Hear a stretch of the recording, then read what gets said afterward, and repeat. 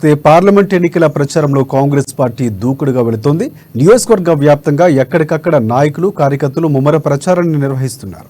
Adilabad assembly నియోజకవర్గ incharge కంది శ్రీనివాసరెడ్డి నేతృత్వంలో పట్టణంలోని 44, 45వ వార్డుల్లో ఇంటింటికి తిరుగుతూ ప్రచారం చేపట్టారు. కరపత్రాలు పంచుతూ స్టిక్కర్లు అతికిస్తూ చేతి గుర్తుకు ఓటు వేసి కాంగ్రెస్ పార్టీ ఎంపీ అభ్యర్థి ఆత్రం సుగ్నాను గెలిపించాలని కోరారు.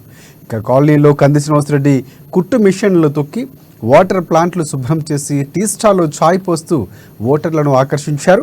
కాంగ్రెస్ పార్టీతోనే అన్ని వర్గాలకు న్యాయం జరుగుతుందని, అందుకే చేతి గుర్తుకు ఓటు వేసి భారీ మెజార్టీగా ఎంపీ ఆత్రం సుగ్నాను గెలిపించాలని ఓటర్లను కోరారు.